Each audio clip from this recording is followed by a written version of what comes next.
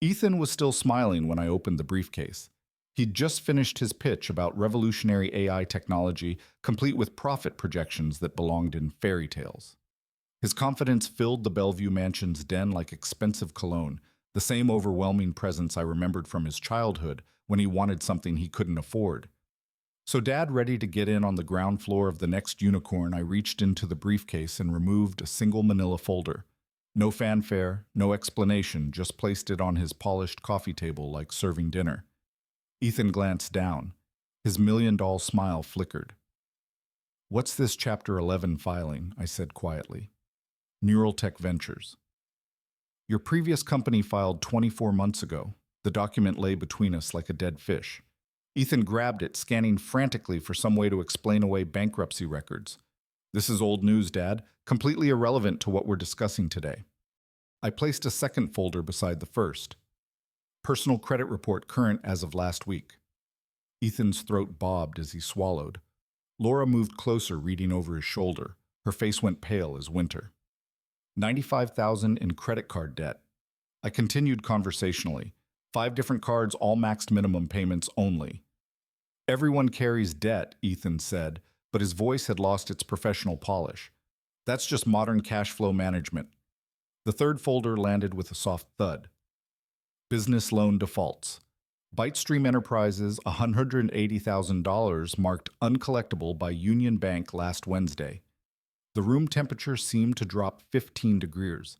Ethan stared at the papers like they might rearrange themselves into something less damning if he concentrated hard enough.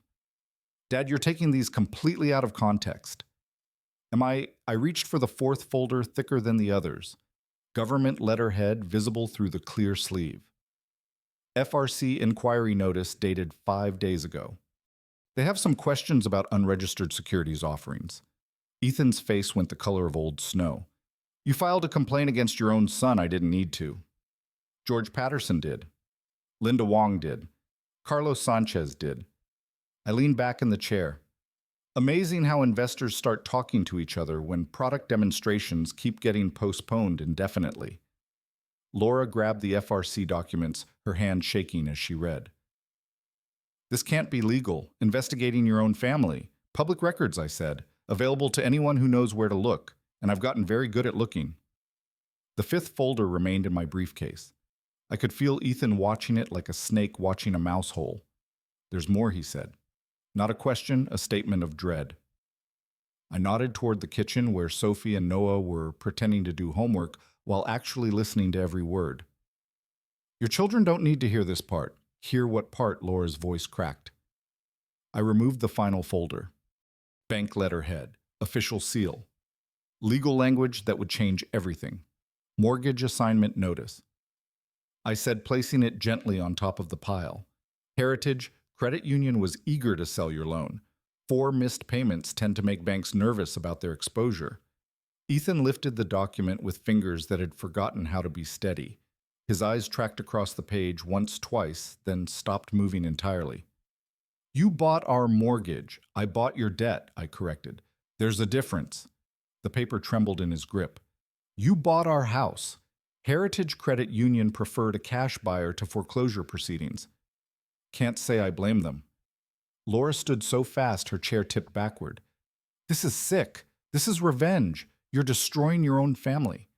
"I'm stopping my family from destroying other families."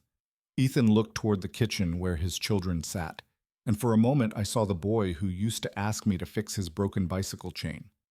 Then the man returned, calculating angles and exits that no longer existed. "What do you want?" I reached into the briefcase one more time and removed 2 document stacks. The left pile thick and messy, the right pile clean and organized. This, I tapped the left stack, is for closure. Sheriff's sale public auction. Your neighbors reading about it in tomorrow's State Herald. Sophie and Noah explaining to their classmates why strangers are measuring their bedrooms. Ethan stared at the papers like they were weapons pointed at his chest. This, I tapped the right stack, is deed and L transfer. You sign tonight. Clean exit, no public record, no damage credit, no sheriff's deputies on your doorstep. "And where exactly would we live?" Laura asked, her voice sharp with panic. "I own a rental duplex in Mesa." Good school district. Fenced backyard with a pool. Sophie mentioned she likes swimming. The silence stretched between us like a tightrope over an abyss. Why, Ethan asked, and suddenly he sounded like the 9-year-old who'd once cried when his bike chain broke. Why are you doing this? I looked at my son, remembering the day 20 years ago when he'd chosen another man's money over his father's love. Remembering the phone call 2 days ago when he'd remembered he had a father only because he needed an investor. Because some lessons cost everything to teach, I said, but they save everything that matters. In the doorway, Sophie clutched her stuffed rabbit while Noah pressed against the wall. Two children about to learn that actions have consequences even when you're too young to understand what the actions were. Ethan reached for the pen with hands that had built a fortune on lies and were about to sign it all away with the truth. Some debts take 20 years to collect, but they're worth the wait when they come with interest earned in character instead of currency. The pen touched paper, and 25 years of choices finally came due. Ethan set the pen down without signing. I need to understand something first, he said, his voice steadier than his hands. How long have you been planning this? I didn't answer immediately. Through the kitchen doorway, I could see Sophie helping Noah with math homework, their voices a soft counterpoint to the tension crackling in the den. Normal children doing normal things while their world prepared to shift beneath their feet. The planning started 8 months ago, I said, finally, but the lesson began 20 years ago the day you walked out of our house. Laura moved to the window, staring out at the perfectly manicured neighborhood where every lawn looked like a magazine cover and every house whispered expensive secrets. You've been watching us, investigating us. That's not normal father behavior, Henry. Normal fathers don't get abandoned by their sons for 20 years, I replied. Normal fathers don't have to read about their grandchildren's achievements in strangers' social media posts. Ethan flinched at that. He'd forgotten perhaps that Sophie's swim team victories and Noah's art contest wins had been documented online by proud teachers and other parents. Forgotten that his father might have been watching from the digital shadows, collecting fragments of lives he'd been excluded from. You could have reached out, Ethan said. You could have tried to reconnect before it came to this. The accusation hung in the air like smoke from a fire everyone pretended not to smell. I did try. I reached into my jacket and pulled out my phone, scrolling to a screenshot I'd saved. Your birthday every year for 6 years. Text messages that showed as delivered but never answered. Ethan stared at the screen. I never got those. You got them. You chose not to respond. I put the phone away. Just like you chose not to respond when I sent graduation cards for Sophie and Noah. Just like you chose not to respond when I sent Christmas presents that were returned to sender. The weight of those rejections settled over the room like dust. 20 years of one-sided communication of a father trying to remain part of lives that had moved on without him. The day you called me 2 days ago, I continued, was the first time you'd acknowledged my existence since you were 18 years old, and you did it because you needed money. Laura turned from the window. So this is payback revenge for feeling ignored. This is protection, I said. For George Patterson, who gave you his entire pension because you convinced him your software would revolutionize his retirement portfolio.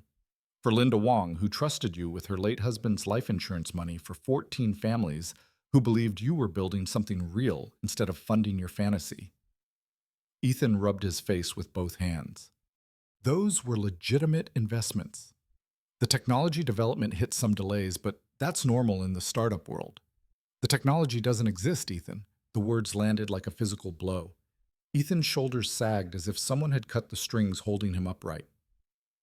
Daniel Brooks is very thorough, I continued. 8 months of investigation. The AI platform you've been demonstrating is a $500 software package you bought from developers in Lahore. The same demo you've shown to 14 different investors, promising each one that they were getting in on the ground floor of the next GlobalSoft. Laura sank into her chair.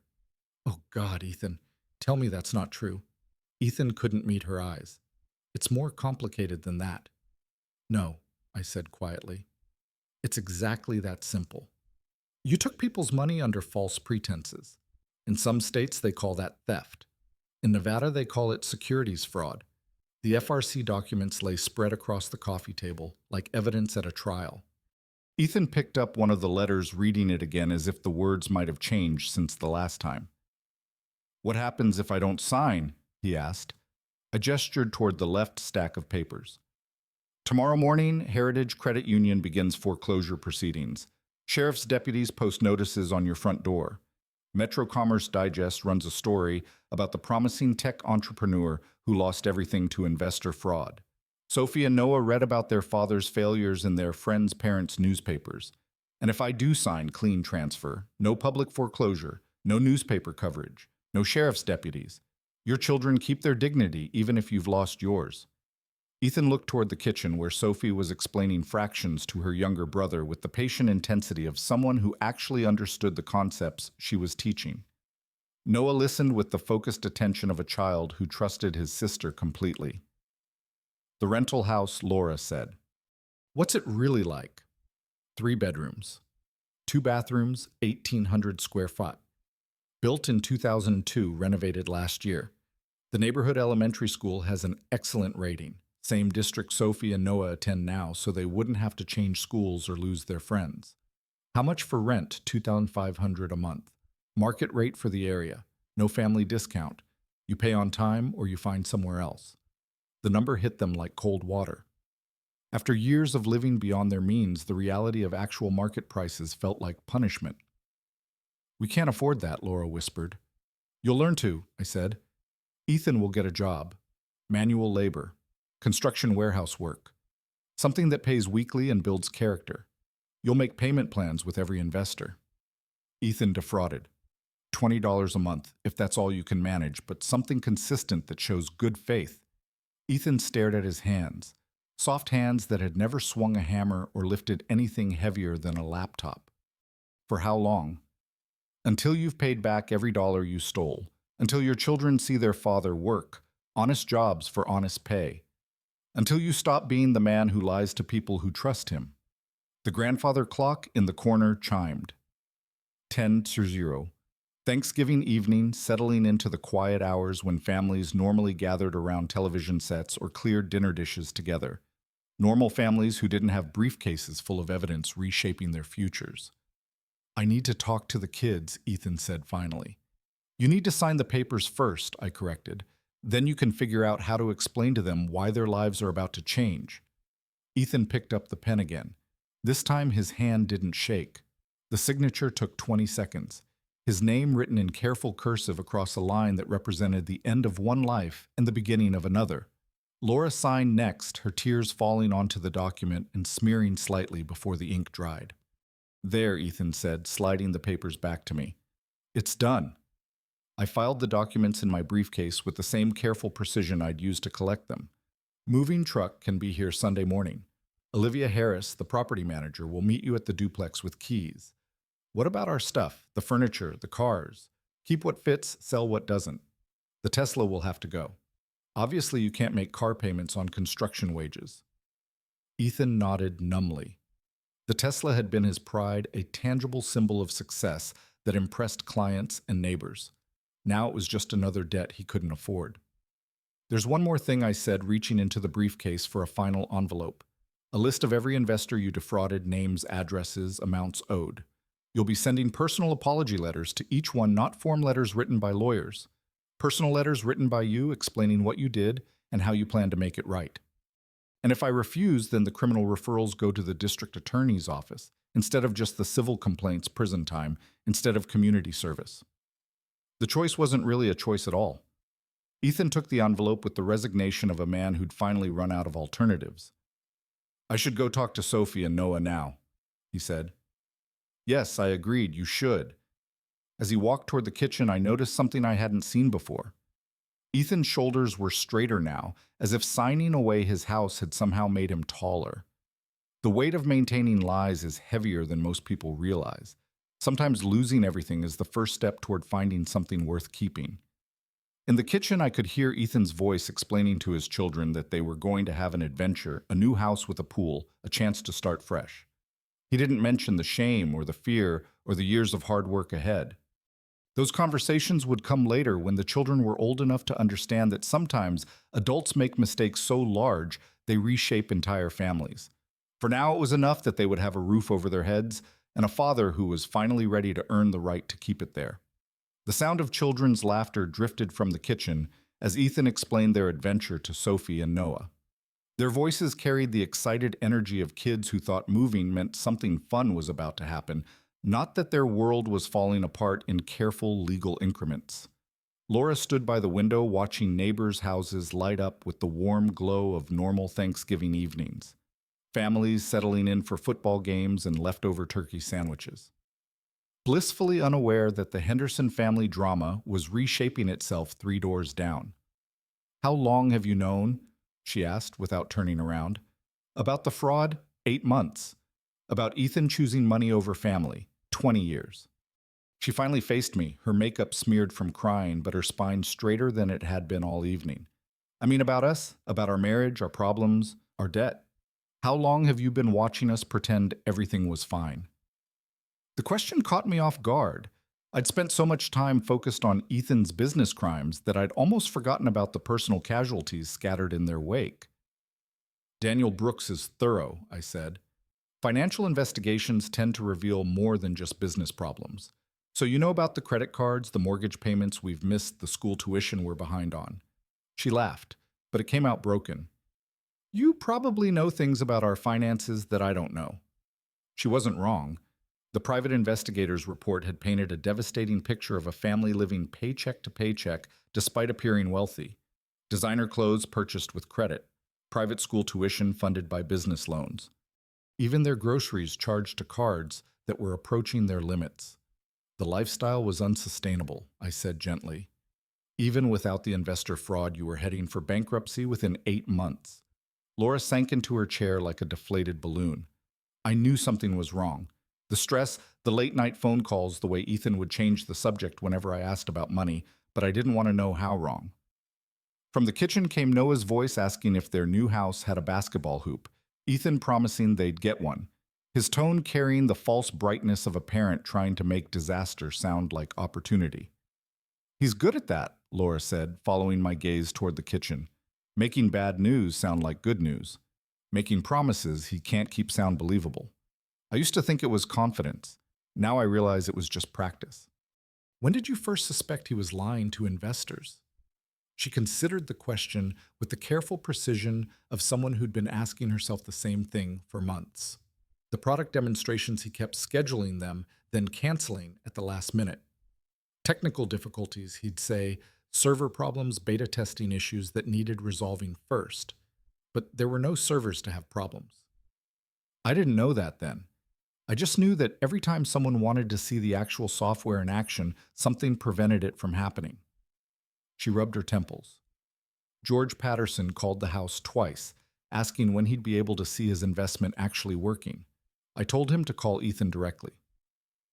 George Patterson, 75 years old, widowed, invested his entire pension rollover because Ethan had convinced him that artificial intelligence was the future of retirement security. Now George was facing his golden years with nothing but Social Security and the hope that somehow his money might be recovered through civil litigation. Did you ever ask Ethan directly about the delays? Once he got angry, said, "I didn't understand the complexity of software development, that investors expecting immediate results were unrealistic." Laura's voice carried the flat exhaustion of someone who'd stopped believing her own excuses. He made me feel stupid for asking. That sounded like the Ethan I remembered. Even as a child, he'd possessed a remarkable ability to make other people feel foolish for questioning his version of events. A useful skill for a con artist, less useful for a son or husband. The night he called you, Laura continued, he spent 2 hours rehearsing what he was going to say, practicing his pitch about your real estate success, figuring out how to work in the investment opportunity without making it sound desperate. It sounded desperate anyway. Everything sounds desperate when you're listening to someone practice manipulation techniques on their own father. Sophie appeared in the doorway, her stuffed rabbit tucked under one arm. "Mommy, Daddy says we're moving to a house with a pool." "Is that true?" Laura's composure cracked for just a moment before she pulled it back together. "Yes, sweetheart. We're going to have a new adventure very soon this weekend." Sophie studied her mother's face with the unsettling perceptiveness that children sometimes display. "Are you sad about moving?" "A little," Laura admitted. But sometimes changes that seem scary at first turn out to be good things, like when we changed schools and I met Jessica. Exactly like that. Sophie nodded with the serious acceptance of a 13-year-old who'd learned to adapt to adult decisions she couldn't control. Can I bring all my books? Of course you can bring your books. What about Noah's art supplies? He's working on a picture of our family for art class. The innocence of the question hit like a physical blow. Noah drawing pictures of his family while that family imploded around him, too young to understand that the people in his drawing were about to become very different versions of themselves. Noah can bring everything that's important to him, I said, speaking directly to Sophie for the first time that evening. She studied me with clear, serious eyes. Are you really our grandfather? I am. Daddy said you live far away and work a lot. I live across town and I do work a lot, but not the kind of work your daddy does. What kind of work do you do? I fix things that are broken. Sophie nodded like this made perfect sense to her. Like when the sink stops working, sometimes like that. Are you going to fix the things that are broken in our family? The question stopped me cold. How do you explain to a 13-year-old that sometimes fixing broken families requires breaking them a little more first? That sometimes the kindest thing you can do is force people to face consequences they've been avoiding? I'm going to try, I said, finally. Good, Sophie said with the decisive authority of someone who'd clearly given the matter serious thought. I think our family needs fixing. She disappeared back into the kitchen, leaving Laura and me alone with the weight of a child's honesty. Sophie had seen what the adults had been working so hard to hide, that their family was fundamentally broken and had been for longer than anyone wanted to admit. She's not wrong, Laura said quietly. No, she's not. So what happens now after we move, after Ethan gets this construction job, after we start making restitution payments? What does our family look like on the other side of this? It was a fair question, and I wasn't entirely sure I had a fair answer. Consequences were easier to engineer than outcomes. I could force Ethan to face the results of his choices, but I couldn't force him to become a better man. That work would have to come from him. That depends on Ethan, I said, and on you, and on whether you decide to build something real or just wait for this to blow over so you can go back to building something fake. Ethan returned from the kitchen looking like a man who'd just explained to his children that Santa Claus was going on vacation, indefinitely exhausted but trying to maintain the illusion that everything would somehow work out fine. They're excited about the pool, he said, attempting a smile that didn't quite reach his eyes. Kids are resilient, I replied. Adults less so. The briefcase sat closed on the coffee table between us, its contents having served their purpose. The documents inside had accomplished what 20 years of silence couldn't. They'd forced Ethan to face the difference between the man he thought he was and the man his actions had made him. Now came the harder part. Learning to live with consequences instead of running from them. Learning to build something real instead of managing something fake. Learning to be a father worth having instead of a cautionary tale his children would spend years trying to forget. Olivia Harris will meet you at the duplex Sunday morning at 11 Hodro, I said, standing to leave. She'll walk you through everything you need to know about the property. Ethan nodded, then hesitated. Will you want to see the kids after this? The question surprised me. After everything that had happened, after all the documents and ultimatums and forced choices, Ethan was still thinking about his children's relationship with their grandfather. Maybe there was hope for him after all. Ask me again in 8 months, I said. When you've shown me who you want to be, and if I become someone worth knowing, then maybe we'll find out what grandfather means when it's not just a word adults use to manipulate each other. I walked toward the door, leaving behind a family that would look very different by Sunday evening. Behind me, I could hear Sophie asking Noah if he wanted to help her pack her books for their adventure. Children, I reflected, were much better at starting over than the adults who were supposed to be taking care of them. Some lessons take everything to teach, but the students who learn them become teachers themselves. In 20 years, Sophie and Noah would remember this night not as the evening their family fell apart, but as the evening someone finally cared enough to put it back together properly. Even if that someone was the grandfather they'd just met for the first time Sunday morning, arrived with the kind of Nevada winter sunshine that makes transplants from colder states feel guilty about complaining. I drove to the duplex early, wanting to walk through the property one more time before Olivia Harris handed over the keys to a family whose lives I just rearranged. The rental sat on a quiet street in Mesa, where the houses were built for function rather than impression. Modest brick construction, mature trees that provided actual shade instead of decorative value sidewalks where children could safely ride bicycles without worrying about property values. Olivia was already there, clipboard in hand, making notes about minor repairs that would need attention before the next tenant cycle. She looked up as I approached her expression, carrying the professional neutrality of someone who'd learned not to ask too many questions about sudden tenant changes. "Morning, Henry. Family should be here in about an hour with the moving truck. Everything ready. Fresh paint in the kids' bedrooms. Fix that loose faucet in the main bathroom. Pool's clean and the heater's working." She glanced at her notes. "You want to remind them about the garbage pickup schedule, Tuesday and Friday mornings, bins to the curb by 7. Simple details. Normal details. The kind of information that mattered when you were building a life instead of performing one. I'll let them know. Also, there's a folder on the kitchen counter with information about the school district local pediatrician, that sort of thing. Figured they might need it with the transition." Olivia Harris had been managing rental properties for 25 years. She'd seen plenty of families forced to downsize by circumstances beyond their control, and she'd developed a quiet competence for making difficult transitions slightly less traumatic. "Appreciate that. Kids handling it okay, E.T." She nodded with the knowing expression of someone who'd watched this particular drama play out in various forms over the years. Always do kids adapt, parents catastrophize. A moving truck rumbled around the corner, followed by Ethan driving a Honda Civic that looked embarrassingly practical after years of Tesla ownership. The downgrade was visible from 3 blocks away from performance luxury to reliable transportation, from statement vehicle to simple function. Sophie and Noah tumbled out of the back seat before the car fully stopped racing toward the house, with the uncontainable energy of children discovering new territory.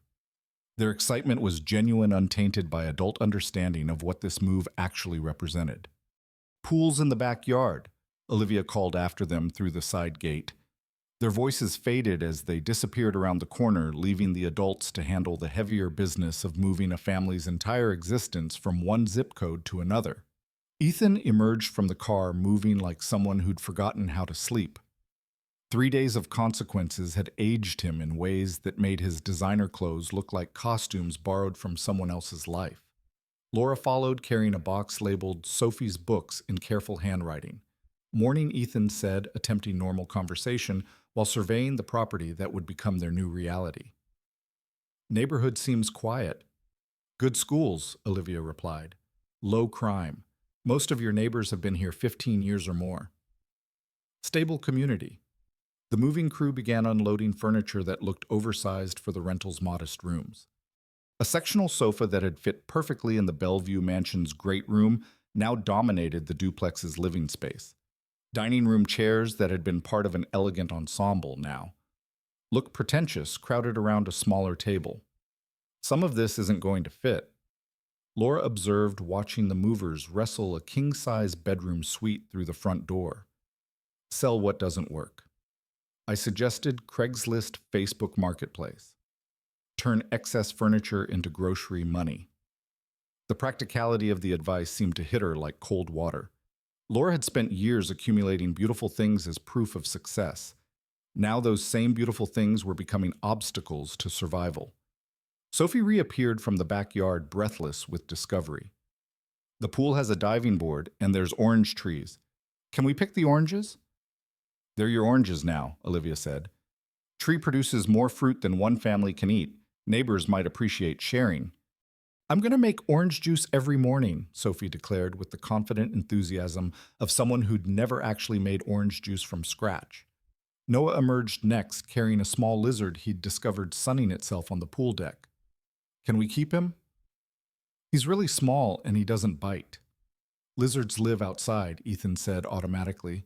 "You can visit him, but he stays in the yard. What's his name? You'll have to ask him."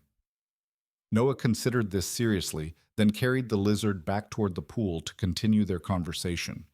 The morning progressed with the organized chaos that accompanies any family relocation. Boxes labeled in Laura's careful handwriting found their way to appropriate rooms. Furniture was rearranged multiple times as everyone discovered that their possessions had different relationships with each other in smaller spaces. By noon, the moving truck was empty, and the family was surrounded by cardboard boxes that represented the archaeological layers of their previous life. School records photo albums, Noah's art supplies, and Sophie's extensive book collection, the debris of a family learning to rebuild itself from available materials. Lunch. Laura suggested surveying the chaos with the expression of someone trying to find order in entropy. Pizza. Sophie voted immediately. Pizza sounds perfect. Ethan agreed, reaching for his wallet before remembering that pizza delivery was now a budget consideration rather than an automatic convenience. I watched him calculate the cost, in his head weighing family morale against financial realities. These were the kinds of decisions he'd never had to make before, when other people's money had insulated him from the arithmetic of daily survival. "I'll cover lunch," I said. "Moving day pizza is a grandfather tradition." Ethan started to protest, then stopped himself. Pride was a luxury he could no longer afford, and accepting help gracefully was a skill he'd need to develop quickly. While we waited for delivery, I found myself walking through the duplex with Sophie, who provided running commentary on everything from the kitchen's cozy size to the bathroom's perfect medicine cabinet. Her ability to find positives in circumstances that had devastated her parents was remarkable. "This feels more like home already," she said, settling onto the living room floor to begin unpacking her books.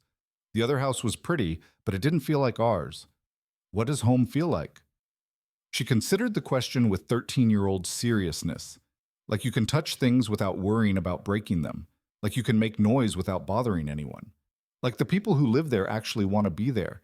Her answer carried more insight than most adults manage in years of therapy. Sophie had recognized something about their previous life, that her parents had been too invested in the performance to acknowledge that their Bellevue mansion had been a stage set rather than a home. "You're pretty smart for someone who's only 13. "I'm almost 14, she corrected. "And my mom says I'm an old soul." "What does that mean?" "I think it means I notice things adults think kids don't understand." The pizza arrived as the afternoon shadows began lengthening across the duplex's small front yard.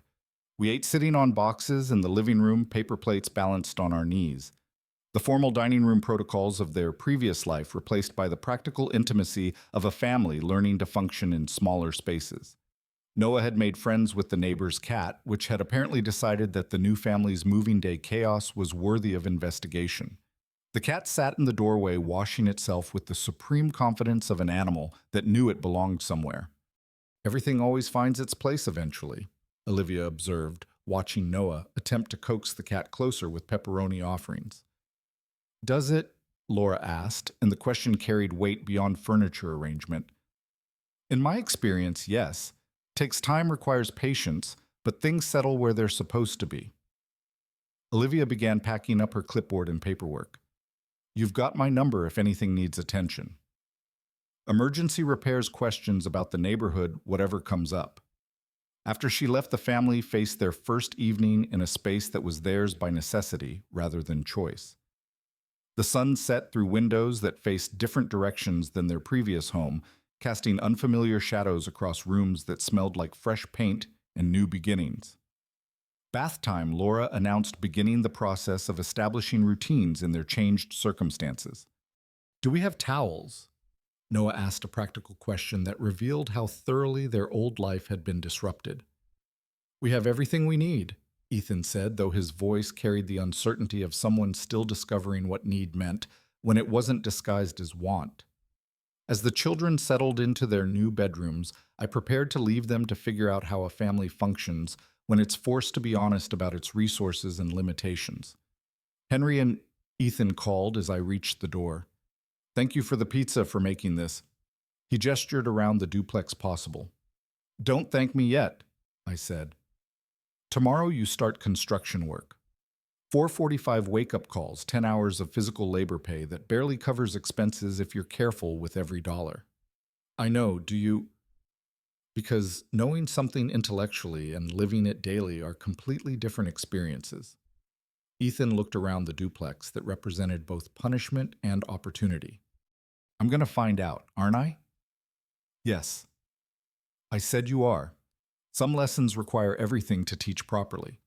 But the students who survive them become teachers themselves, eventually passing on wisdom that can only be earned through experience. Ethan was about to begin his real education, not in software development or investor relations or any of the performance skills he'd mastered, but in the more fundamental curriculum of work responsibility and the daily choices that build character one decision at a time. His children would be watching every step of that education, learning lessons about resilience and redemption that no amount of money could have taught them. In 20 years, they'd remember this day not as the end of their comfortable childhood, but as the beginning of understanding what family actually means when it's built on truth instead of pretense. Monday morning arrived at 4:45 with all the subtlety of a construction alarm. I knew this because Ethan called me at 5:00, his voice carrying the particular exhaustion of someone who'd forgotten that manual labor starts before sunrise. I can't find my work boots, he said without preamble. Did you buy work boots? A pause. I thought the ones I have for hiking would work. Hiking boots aren't steel-toed. You'll need actual work boots if you want to keep all 10 toes. I glanced at my bedside clock. Hardware store opens at 7:00. You've got 45 minutes to get there, buy boots, and still make it to the job site by 7:30. The hardware store sells work boots. The question revealed more about Ethan's previous life than any financial document could. A man who'd spent 20 years in office buildings and conference rooms navigating a world where the most dangerous thing he encountered was paper cuts from contract negotiations. Miguel texted you the address yesterday. Buy boots, buy work, gloves, buy lunch because there's nowhere to eat near the construction site. I hung up and lay in bed listening to the pre-dawn quiet, wondering if Ethan would actually make it through his first day or if he'd find some excuse to quit before lunch break. Physical labor has a way of revealing character, quickly sorting people into those who adapt and those who make elaborate excuses for why the work is beneath them. By 9:00, I had my answer. Miguel Fernandez called while I was finishing my coffee. Your boy showed up, he said, sounding surprised. Late, but he showed up, bought proper boots, brought lunch ready to work. How's he doing? Like someone who's never held a hammer in his life, but he's listening, following directions, not complaining about getting dirty. Miguel paused. Most white-collar guys last about 3 hours before they remember urgent appointments somewhere else. And Ethan's still here sweating through his shirt, but still here. That afternoon brought the first restitution check to George Patterson. $75 toward a $15,000 debt. But $75 Ethan had earned by carrying lumber and learning which end of a nail gun to point away from his body. George called that evening while I was working in my shop restoring a 1960 Craftsman table saw that had been abandoned in someone's garage for 25 years. Got a check today, George said, his voice carrying the measured tone of someone who'd spent months expecting nothing and receiving less. From your son. How much? $75. Probably took him all day to earn that much doing honest work. Probably did. There was a note with it handwritten, not typed. Said he was sorry. Said he understood that sorry doesn't pay bills. Said this was just the first payment, and there'd be one every month until the debt was settled. I set down my sandpaper. What did you think of the note? Sounded like someone who'd finally figured out the difference between promises and payments. George was quiet for a moment. I'll believe it when I see 8 months of consistent checks. But it's a start. A start. That was more optimism than George Patterson had expressed since discovering his retirement savings had been converted into Ethan's car payments and private school tuition. Tuesday brought news that Bytestream Enterprises had officially dissolved its assets frozen pending civil litigation and FRC investigation. The Metro Commerce Digest ran a follow-up story that included quotes from disappointed investors and regulatory officials, but stopped short of naming Ethan as the primary target of the investigation. Professional courtesy, perhaps? Or recognition that destroying someone's reputation completely serves no purpose once the consequences are already in motion. Wednesday brought Sophie's first parent-teacher conference at their new school district. Laura attended alone, Ethan being unavailable during school hours due to construction work that ended when the sun set, rather than when meetings were convenient. How did it go? I asked when Laura called that evening. Better than expected. Sophie's test scores are excellent. She's made friends with 3 girls in her class. Her teacher says she has a remarkably positive attitude for someone going through a major family transition. Kids are resilient. That's what everyone keeps saying. But I think Sophie is not just resilient, she's relieved. Like she's finally allowed to be herself instead of performing the role of successful executive's daughter. The observation was more insightful than Laura probably realized. Children absorb their parents' stress even when they don't understand its source. Sophie had spent years sensing that her family's life was somehow precarious, even when all the visible evidence suggested security and success. What about Noah's adjustment? Harder. He misses his old room, his old toys that didn't fit in the new house, but he started drawing again. Yesterday, he drew a picture of our family standing in front of the duplex. Everyone was smiling, even you and Ethan, especially us. Noah said, "We look happier in the new house because we don't have to whisper anymore." Children notice things adults think they hide successfully. Noah had recognized that his parents' relationship had been strained by the constant pressure of maintaining an unsustainable lifestyle. In the duplex where pretense was impossible and resources were limited, Ethan and Laura were learning to communicate honestly for the first time in years. Thursday morning brought the first crisis. Ethan woke up unable to move his right shoulder, the result of 3 days of lifting materials and learning to use muscles that had been decorative rather than functional for most of his adult life. "I can't work like this," he told Laura, his voice tight with pain and frustration. "So take Advil and work anyway," she replied with the unsympathetic pragmatism of someone who'd realized their family had no backup plan. "Miguel is expecting you. We need the money." "I'm not a machine. No, you're a man with children to feed and restitution payments to make. The shoulder will heal. The rent comes due whether you're comfortable or not." The conversation overheard from the kitchen where Sophie was making breakfast represented a fundamental shift in their family dynamic. Laura had stopped enabling Ethan's tendency to avoid discomfort, and Ethan was learning that his physical limitations were less important than his family's needs. He took Advil, bought a shoulder brace at the drugstore, and worked a full 10-hour day carrying materials with his left hand when his right couldn't manage the weight. Adapted Miguel reported when I checked in that evening. Figured out how to do the job around his injury instead of using the injury as an excuse not to do the job. Friday brought the second restitution payment, this one to Linda Wong.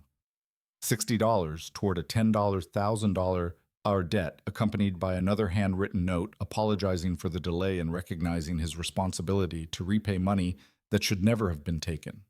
Linda called that evening, her voice carrying the careful neutrality of someone who'd been disappointed too many times to allow hope to take root easily. "I appreciate the gesture," she said, "but $60 a month means I'll be 140 years old before this debt is repaid." "It's not about the timeline," I replied. "It's about the consistency." Ethan is learning to honor commitments instead of making excuses for breaking them. And what am I supposed to live on while he's learning character development? My late husband's life insurance was supposed to fund my retirement. Now I'm working part-time at a grocery store to pay for prescription medications. The anger in her voice was justified. Linda Wong had trusted Ethan with money that represented security, independence, and dignity in her later years. His education and responsibility was coming at the cost of her basic needs. The civil litigation will recover more. I said, though, we both knew that frozen assets rarely yielded full restitution for fraud victims. Will it or will it recover lawyer fees and court costs while the actual victims wait for justice that never comes? I didn't have a good answer for that question. Justice and recovery rarely arrived on the same timeline, and victims often discovered that legal vindication provided little comfort when bills came due. But character development, I was learning, required witnesses. Ethan needed to face the human cost of his choices directly through voices like Linda Wong's that reminded him daily that his mistakes had names and faces and consequences that extended far beyond his own family's circumstances. Saturday morning found me at the duplex, arriving unannounced to discover Noah teaching neighborhood children how to play a card game he'd invented that combined elements of poker with marine biology facts. Sophie was reading by the pool, her homework completed, and her weekend free for the kind of unstructured exploration that had been impossible when every moment was scheduled around maintaining appearances. "How's the shoulder?" I asked Ethan, who was attempting to assemble a bookshelf with the determined concentration of someone learning that instructions actually matter when you don't have professional assembly services. Better still, sore, but functional. He looked up from the hardware. I never realized how much I took for granted having money to pay people to do things I didn't want to learn how to do. And now I'm learning that doing things yourself isn't punishment, it's just life. The bookshelf, when completed, would hold Sophie's extensive collection and Noah's art supplies in the organized fashion that turned a house into a home. Simple furniture assembled by hand, serving the basic human need for order and beauty in small spaces. The kids seem settled, I observed. They are better than Laura and I are, honestly. Ethan sat back on his heels, surveying his carpentry work. Sophie made friends immediately. Noah's drawing again. They're sleeping through the night without anxiety nightmares. They were having anxiety nightmares for months. Noah would wake up crying, saying he was scared something bad was going to happen. Sophie started hoarding food in her bedroom like she was preparing for some disaster she couldn't name. Children absorbed stress through their skin, processing adult anxieties through dreams and behaviors that reveal truths parents prefer not to acknowledge. Ethan and Laura's financial house of cards had been collapsing slowly for months, creating atmospheric pressure that the children felt even when they couldn't identify its source. And now they're sleeping peacefully in rooms that smell like fresh paint instead of fear. The assessment was surprisingly insightful for someone who'd spent years avoiding insight in favor of performance. Ethan was learning to see his family clearly for the first time, recognizing needs. He'd been too busy maintaining illusions to notice. Laura found a job, he continued, marketing coordinator at a nonprofit, 35 hours a week. Decent benefits work that actually matters instead of selling things people don't need to people who can't afford them. How does she feel about the salary difference? Relieved, actually. She said it's nice to earn money doing something she can explain to her children without feeling ashamed. The comment revealed more about their previous life than Ethan probably intended. The gradual corruption that occurs when income depends on maintaining fictions, when family resources come from manipulating other people's hopes and fears. What about you?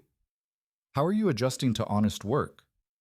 Ethan considered the question while testing the stability of his completed bookshelf. It's harder than I expected. Not just physically, but mentally. When you spend years convincing people that you're smarter than you are, it's humbling to discover how much you don't know about basic things. Like what? Like how buildings actually get built, how materials behave under stress, how much skill it takes to do physical work efficiently instead of just throwing muscle at problems. He paused. Miguel has been doing construction for 30 years. Watching him work is like watching someone speak a language I'm just learning the alphabet for. The analogy was apt. Ethan was learning the grammar of honest work, discovering that competence required time and practice rather than confidence and presentation skills. But you're still showing up every morning. I am, because showing up is apparently the first requirement for everything else. Some lessons can only be learned through repetition. Character develops through daily choices rather than dramatic gestures, through the accumulated weight of small decisions that gradually reshape who someone becomes. Ethan was discovering that redemption wasn't an event, but a process measured not in grand gestures, but in alarm clocks, answered work completed, and promises kept one day at a time.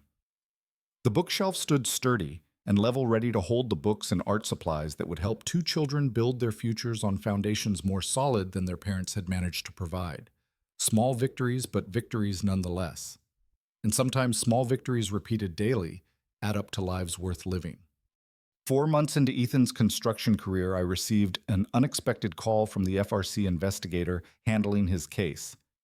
Patricia Evans had the crisp professionalism of someone who'd spent years untangling financial frauds that were more creative than criminal, more pathetic than predatory.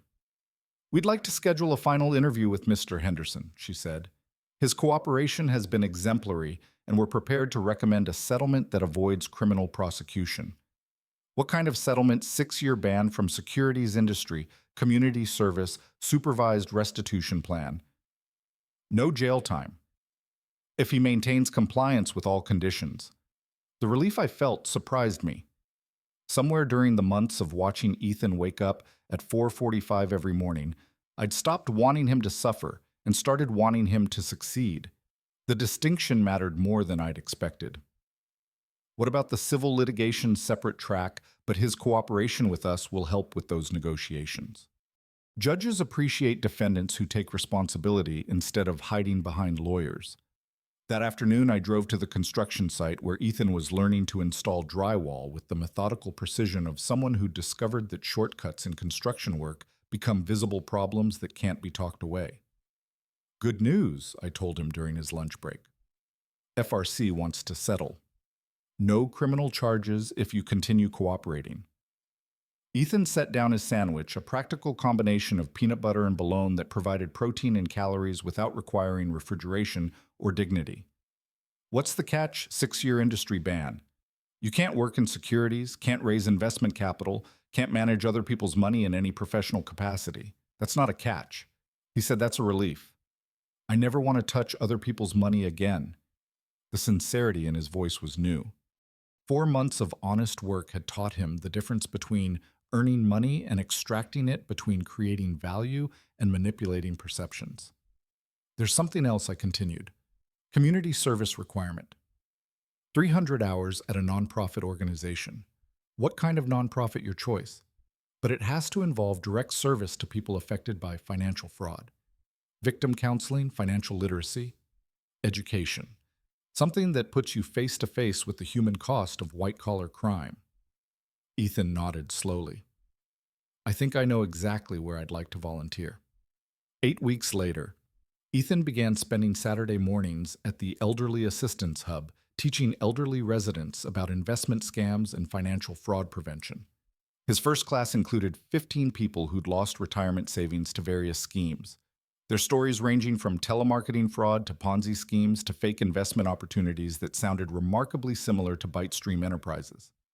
The thing about these scams, Ethan told his first class, is that they work because they promise something that sounds too good to be true, but not so good that you immediately recognize it as impossible. George Patterson attended that first session, sitting in the back row, with the careful attention of someone evaluating whether the presenter was worth trusting. Afterward, he approached Ethan with the measured weariness of a man who'd learned that friendly strangers often carried expensive consequences. Interesting presentation, George said. You spoke like someone who knows how these scams work from the inside. I do, Ethan replied. I ran one for 24 months before my father stopped me. The honesty was brutal and complete. No hedging, no euphemisms, no attempt to soften the edges of his responsibility. George studied Ethan like he was reading a book written in a language he was just learning to understand. Why should I trust anything you say about avoiding fraud when you're a fraud yourself? Because I know exactly how convincing liars can be when they're selling something you want to believe in. George considered this answer with the careful thought of someone who'd spent months learning to distrust his own judgment. Fair point, he said finally. Same time next week. Every Saturday until the community service requirement is fulfilled. After that, if the program helps people, I'll keep doing it because it's the right thing to do. And if it doesn't help, then I'll find something else that does. The exchange represented a kind of progress that couldn't be measured in restitution payments or construction wages. Ethan was learning to earn trust through transparency rather than manipulation, to build relationships based on shared understanding rather than concealed advantage. Spring brought changes that rippled through the family like water finding its level. Sophie made honor roll while simultaneously becoming the neighborhood's unofficial swimming instructor, teaching younger children water safety in the duplex's pool. Noah discovered that art supplies were more interesting when purchased with allowance money earned through household chores rather than simply appearing whenever requested. Laura received a promotion at the nonprofit, her marketing skills proving more valuable when applied to causes she actually believed in, rather than products that existed primarily to generate commissions. The additional salary meant Ethan could increase his monthly restitution payments from $75 to $100, a small increment that nevertheless represented progress measured in actual numbers rather than promised intentions. We're saving money, Laura announced one evening, showing me a spreadsheet that tracked their monthly expenses with the detailed attention of people who'd learned that financial security required knowing where every dollar went. How much enough to start an emergency fund? $500 so far, but it's $500 we've never had before. The achievement was modest but significant, For the first time in their marriage, Ethan and Laura were spending less than they earned building resources instead of consuming them.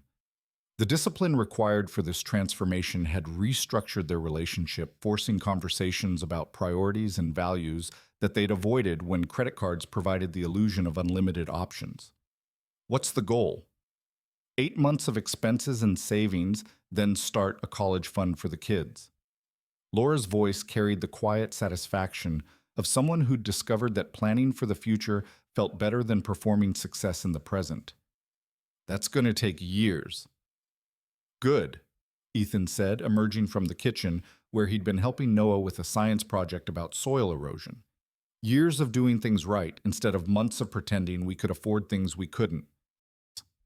The comment revealed how thoroughly Ethan's perspective had shifted. Time had become an ally rather than an enemy. Patience, a strategy rather than a limitation. Building something real required accepting that progress happened slowly, that sustainable change accumulated through daily choices rather than dramatic gestures. Speaking of college funds, I said, reaching into my jacket for an envelope I'd been carrying for weeks, waiting for the right moment to present it. What's this? Laura asked, recognizing legal document formatting. Trust fund documents for Sophie and Noah. Nothing elaborate, but enough to ensure they can attend college without accumulating debt. Ethan started to protest, then caught himself. What are the conditions? Same ones that applied to the rental house. Trust remains active only as long as you continue making restitution payments and maintain steady employment. If you regress to fraud or deception, the trust converts to a scholarship fund for children of fraud victims. The terms were harsh but necessary. Trust. I'd learned required verification systems that made betrayal more costly than honesty. You'd really take away our children's college fund if we screwed up again. I'd protect your children's college fund from parents who might screw up again, I corrected. The money belongs to Sophie and Noah, not to you. You're just the guardians of their opportunity. Ethan read through the documents with the careful attention of someone who'd learned that legal language mattered more than verbal assurances. Thank you, he said finally. This means they'll have choices we didn't give them. It means they'll have the foundation to make better choices than we did. Summer arrived with the kind of desert heat that makes air conditioning a necessity rather than a luxury. Ethan had progressed from carrying materials to operating equipment, his construction skills developing through the patient repetition that transforms beginners into competent workers. Miguel offered me a supervisor position, he announced one evening, his pride carefully controlled but unmistakably present. What does that involve? Training new workers, coordinating between different crew specialties. Quality control inspections. More responsibility, better pay opportunity to learn project management from the construction side instead of the financial side. The promotion represented validation that Ethan's work ethic had been noticed and valued by people who measured competence through performance rather than presentation. Miguel Fernandez hired and fired based on results, making his approval worth more than any performance review from Ethan's previous career. When do you start? Monday. $20 an hour raise, which means we can increase restitution payments to $150 monthly and still maintain our savings plan. The mathematics of honest work were becoming familiar to Ethan. Income earned through labor could be calculated, budgeted, and allocated towards specific goals. Unlike investment scheme profits, construction wages arrive predictably, allowing long-term planning based on realistic projections rather than optimistic fantasies. Have you told the kids? Sophie already knows. She overheard Laura and me discussing it last night. She said she's proud that Daddy's becoming good at building things instead of breaking things. The comment carried 13-year-old wisdom that adults often missed. Sophie had understood that her father's previous career had been fundamentally destructive, taking money from people without creating equivalent value. Construction work, by contrast, produced buildings that sheltered families and businesses that employed communities. What about Noah? He wants to know if supervisors get to use bigger hammers. 8-year-old priorities, refreshingly practical and completely unconcerned with status or prestige. Noah had adapted to his family's changed circumstances with the resilience of someone too young to mourn the loss of luxuries he'd never really needed. That evening, I joined them for dinner at the duplex, a simple meal of grilled chicken and vegetables prepared on a barbecue that Ethan had assembled himself using instructions he'd actually read instead of ignoring. The conversation centered around Sophie's upcoming swim meet and Noah's art project rather than investment opportunities or financial strategies. Normal family topics, sustainable concerns, the kind of discussions that built relationships rather than performing them. I have something to ask you, Ethan said as we cleared dishes with the efficient teamwork of people who'd learned that household maintenance was everyone's responsibility. What's that? Would you consider being involved in Sophie and Noah's lives on a regular basis? Not just emergency grandfather duties, but actual relationship building. Sunday dinners, school events, teaching them practical skills. I'm still learning myself. The request surprised me with its directness. No manipulation, no hidden agenda, just a father asking his own father to be part of his grandchildren's education. Why now? Because they need to learn things from someone who's always chosen honesty over advantage, someone who built something real instead of something fake. Ethan paused. And because I'm finally ready to be the kind of son who deserves to have his father involved in his family. The answer carried weight I hadn't expected. Ethan wasn't asking for forgiveness or rescue, but for the opportunity to rebuild our relationship based on who he was becoming rather than who he had been. Yes, I said. I'd like that. Some bridges take years to rebuild properly, but the construction is more satisfying when both sides participate in the engineering. Ethan had learned to value what he'd once dismissed, and I'd learned to hope for what I'd once written off as impossible. The family that emerged from consequences looked different than the one that had created them, but it was stronger for having been broken and rebuilt with honest materials and realistic blueprints. Outside, the Nevada summer evening settled over a neighborhood where children played in yards and parents planned sensible futures based on actual resources rather than borrowed expectations. Inside, Sophie and Noah argued about television shows, while Ethan and Laura discussed weekend plans that involved community pool visits rather than luxury resort getaways. Normal problems, sustainable solutions. The daily architecture of a family, learning to build something that would last. 3 years after that Thanksgiving confrontation, I received a phone call that would have been impossible to imagine during our briefcase and documents showdown. Dad, it's Ethan, and I have news. His voice carried the controlled excitement of someone who'd learned to temper enthusiasm with realistic assessment. A hard-won skill from months of construction work where overconfidence could result in structural failures. Good news or complicated news? Good news. Miguel is retiring next year. He's offered to sell me his construction business. I sat down my coffee and gave the statement the consideration it deserved. Ethan buying a construction company represented a fundamental transformation that went far beyond career change. It meant he'd progressed from liability to asset, from someone Miguel tolerated to someone Miguel trusted with his life's work. What are the terms owner financing over 7 years? I'd start as managing partner, take full ownership when the note's paid off. Miguel stays on as consultant during the transition, helps me maintain relationships with existing clients. Can you afford it? Just barely. We'd have to use our emergency fund for the down payment, extend our restitution timeline by 24 months to manage cash flow. But the business is profitable, has steady contracts, and Miguel's reputation would transfer to me if I don't screw it up. The financial mechanics sounded reasonable, but the emotional significance was what impressed me most. Ethan was thinking in terms of long-term consequences, rather than immediate gratification weighing opportunity against obligation in ways that would have been impossible during his ByteStream Enterprises days. What does Laura think? She's terrified and excited in equal measure. Says it's the first time I've ever asked her opinion about a business decision before making it rather than after. That comment revealed more progress than any financial projection could. Ethan and Laura had rebuilt their marriage on foundations of mutual consultation rather than individual performance, learning to make decisions together instead of presenting each other with foregone conclusions. Have you discussed it with Sophie and Noah? Last night at dinner, Sophie asked if owning a construction company meant we'd finally be able to afford the deluxe cable package. Noah wanted to know if I'd get to use dynamite. Children's priorities refreshingly practical and completely focused on immediate benefits rather than long-term implications. But their ability to ask direct questions suggested a family dynamic, where important topics were discussed openly rather than hidden behind adult anxiety. What did you tell them? That owning a business means more responsibility, not more luxury.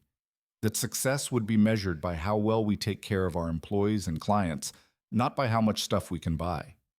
The answer demonstrated that Ethan had learned the difference between wealth and security, between accumulation and accomplishment. 3 years of honest work had taught him that sustainable success came from creating value rather than extracting it. When do you need to give Miguel an answer? End of the month. But I wanted to ask you something first. I waited, recognizing the tone of someone approaching a difficult topic. Would you consider co-signing the business loan not as financial backup, but as character reference? Miguel trusts my work ethic, but banks want to see established credit relationships. The request carried weight beyond its practical implications. Ethan was asking me to risk my own financial reputation on his transformed character, to bet my resources on his continued growth rather than his previous failures. That's a significant commitment. It is. And if I fail, if I revert to old patterns, you'd be legally responsible for debts I can't pay. Ethan paused. But if I succeed, if this works, Sophie and Noah would grow up watching their father build something legitimate instead of maintaining something fake. The choice represented a moment of profound trust, requiring me to evaluate not just Ethan's current behavior, but his likelihood of sustained change under pressure. Business ownership would test his character in ways that employee status never could. I need to review the financials first. Talk to Miguel about the transition plan, understand what I'd be risking and why. Of course, I wouldn't expect you to sign anything without complete information. The conversation ended with tentative optimism rather than immediate commitment, but the fact that Ethan had asked suggested he'd developed enough self-awareness to understand both the magnitude of the opportunity and the responsibility it entailed. 4 weeks later, I sat in Miguel Fernandez's office reviewing 7 years of business records, client contracts, and financial statements. The construction company was exactly what Ethan had described: profitable, but not extravagant, stable, but not spectacular, built on reputation and repeat business, rather than aggressive expansion or creative financing. He's ready, Miguel said. Watching me study the employee handbook Ethan would inherit along with the business. Started as someone who'd never held real tools. Now he can estimate jobs, manage crews, solve problems. I would have handled the same way. What about leadership? Managing people is different than managing materials. He's good with the crews, doesn't try to impress them with how smart he is, doesn't ask them to do work he won't do himself. Men respect that. Miguel leaned back in his chair, plus he's honest about what he doesn't know. Ask questions instead of pretending he has answers. The assessment carried particular weight coming from someone who'd built a successful business through 35 years of careful judgment about character and competence. Miguel had seen enough employees come and go to recognize the difference between temporary behavior change and fundamental personality evolution. Why are you selling to him instead of promoting from within? Because the guys who've been here longest are great at construction, but terrible at business. Ethan understands both sides now, can estimate costs, manage schedules, deal with clients and banks and inspectors. Miguel smiled. Also, he's the only employee who's ever asked me to teach him about worker safety regulations because he was worried about liability insurance. That detail revealed the transformation I'd been hoping to see. Ethan had progressed from someone who avoided responsibility to someone who actively sought it, from someone who externalized costs to someone who internalized them. I'll co-sign. I told Ethan that evening with conditions. What conditions? Annual financial audits, monthly meetings with me to review business performance. Any decision to expand or change business model requires my approval until the loan is paid off. Understood. Also, if you ever use business resources for personal expenses, if you ever misrepresent company finances to clients or lenders, if you ever revert to the kind of behavior that created this situation, the loan becomes immediately due and payable. Ethan nodded with the sober attention of someone who understood that trust, once rebuilt, could be lost again through careless choices. One more thing, I continued. Sophie and Noah get summer jobs at the company when they're old enough. Paid positions doing real work, not ceremonial roles. They need to understand what their father does for a living and why honest work matters. I'd like that, Ethan said. I want them to see how businesses actually function instead of how I used to pretend they functioned. The loan closing took place on a Tuesday morning in October, surrounded by enough paperwork to build a small house. Ethan signed each document with the careful attention of someone who'd learned that legal language mattered more than verbal assurances, that contracts were promises backed by consequences rather than statements of good intentions. Congratulations, the loan officer said, sliding the final signature page across the table. You're now officially a business owner. Ethan looked at the documents that made him responsible for 20 employees, 15 active contracts, and a company reputation built over 35 years of reliable service. Thank you, he said quietly. I'll try to be worthy of the trust you're placing in me. That evening, the family celebrated with pizza and swimming, the same combination that had marked their moving day 3 years earlier. But this time the celebration felt earned rather than consolatory, a recognition of progress achieved through sustained effort rather than compensation for losses endured. What's the first thing you're going to change about the company? Sophie asked, floating on her back in the pool that had become the center of countless neighborhood gatherings. Nothing, Ethan replied. Miguel built something that works. My job is to maintain it, not fix it. That's boring, Noah observed with 8-year-old directness. Boring is good in the construction business. Boring means nobody gets hurt, projects finish on schedule, and clients recommend you to other clients. What about the name? Are you going to change it to Henderson Construction? Ethan considered the question with the thoughtfulness of someone who'd learned that names carried weight beyond marketing value. I think we'll keep it Fernandez Builders. Miguel built the reputation that goes with that name. Changing it would be like erasing the history that made the business valuable. The decision revealed the depth of Ethan's transformation. 3 years earlier, he would have immediately rebranded everything to center his own identity. Now he understood that inheritance meant stewardship, that true ownership meant preserving what worked rather than imposing change for its own sake. Will you make more money as a business owner? Sophie asked with 13-year-old practicality. Eventually, if I do the job well, but for the first few years, most of the profit will go toward paying off the business loan and building up cash reserves. Ethan floated beside his daughter. The goal isn't to make more money immediately. The goal is to build something sustainable that can support our family and our employees for decades, like Grandpa's construction business. Exactly like that.